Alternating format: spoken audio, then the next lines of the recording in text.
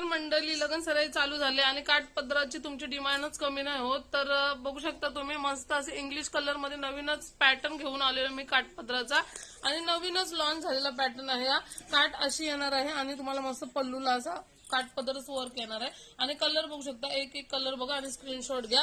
पूर्ण पॅटर्न असंच येणार आहे. मला जेव्हा वेळ भेटेल तेव्हा नक्कीच मी तुम्हाला वेअर करून पण दाखवेन. खरंच पण एक नंबरची जरी वाटते आणि मस्तच लुक येणार आहे.